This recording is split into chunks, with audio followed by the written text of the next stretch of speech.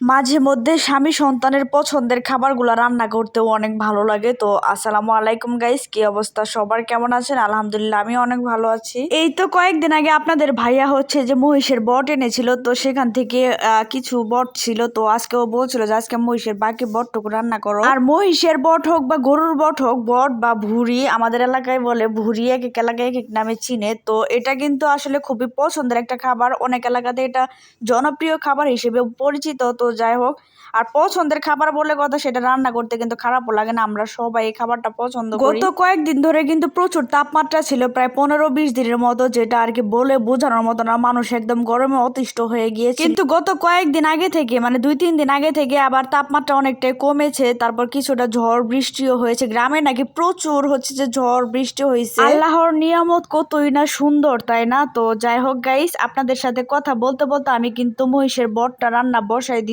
আর মহিষের বটটা বসিয়ে দেওয়ার জন্য আমি ফার্স্টে একটু বেশি পরিমাণে পেঁয়াজ কুচি দিয়েছি। দিয়ে দেওয়ার পর একে একে হচ্ছে যে আমি সব ধরনের মশলাগুলোকে এখন অ্যাড করে দিচ্ছি, মরিচ, হলুদ, ধনিয়ার গুঁড়া। পরিবেশটা শান্ত হওয়াতে চারপাশটা কেমন জানি নিস্তব্ধ হয়ে গিয়েছে। তো যাই হোক, এমন পরিবেশ কিন্তু মাঝে মাঝে ভালোই লাগে। এই তো আপনাদের সাথে কথা বলতে বলতে পেঁয়াজ, রসুন, আদা বাটাটাকেও দিয়ে দিচ্ছি, দিয়ে মশলাটাকে আরো ভালোভাবে কষিয়ে নিতে হবে। একটা সময় ছিল যখন আমি হচ্ছে যে মহিষের ভুঁড়ি হোক বা গরুর ভুঁড়ি হোক, ভুঁড়ি বা বট যেটাই বলেন না কেন, একটা সময় ছিল যখন আমি মুখেও নিতাম না এই খাবারটা। মা অনেক রান্না করে খাইতে বলতো, কিন্তু আমার তেমন একটা পছন্দ ছিল না। কিন্তু এখন কেমন জানি আর কি, হঠাৎ করে খেতে খেতে খেতে খেতে আর কি খুব পছন্দের একটা কাতারে পড়ে গেছে। মানে আমার মনে হয় যে মাসে 2-1 বার হলো আমাদের এই ভুঁড়িটা খাওয়াই হয়। আর যেহেতু এই খাবারটা আপনাদের ভাইয়ারও পছন্দ, তাহলে তো কোনো কথাই নেই, যেহেতু দুইজনের পছন্দ মিলে গেছে। তো সেই জায়গা থেকে মাঝে মাঝে আমাদের এই বট বা ভুঁড়ি যেটাই বলেন না কেন সেটা খাওয়া হয়। তো যাই হোক, এই তো আপনাদের সাথে কথা বলতে মশলাটাকে খুব ভালোভাবে কিন্তু আমি কষিয়ে নিচ্ছি। এই তো আমার এদিকে ভুঁড়িও রেডি আছে। এই তো সেই ভুঁড়িগুলোকে আমি হচ্ছে যে কষানোর মশলার ভিতরে দিয়ে দিচ্ছি। কালারটাও কিন্তু মাশাআল্লাহ অনেক সুন্দর, ভুঁড়িও দেখতে যেমন মশলাটাও সেরকম হয়েছে। তো এখন হচ্ছে যে সম্পূর্ণ ভুঁড়ি আর মশলাগুলোকে আমি খুব ভালোভাবে আর কি মিক্স করে নিব। আর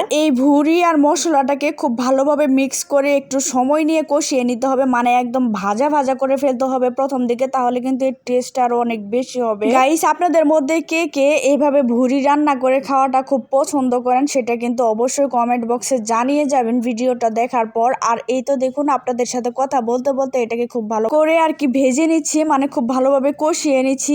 আর যে কোনো মাছ রান্না হোক, মাংস রান্না হোক বা ভুঁড়ি রান্না হোক না কেন, কষানোর মধ্যে কিন্তু আসল টেস্টটা চলে আসে। মাঝে মাঝে ভাবি, আগে যখন মায়ের রান্না করতো গ্রামের বাড়িতে যখন ছিলাম, তখন আমি কেন খাইতাম না, এত বলদ ছিলাম আমি। কারণ এই খাবারটা যে এত টেস্ট, আর আমি যে বিয়ের আগে কখনো খাই না, আমি তার মানে অনেক কিছু মিস করে ফেলেছি। যাই হোক, ভালো থাকবেন সবাই, আল্লাহ হাফেজ।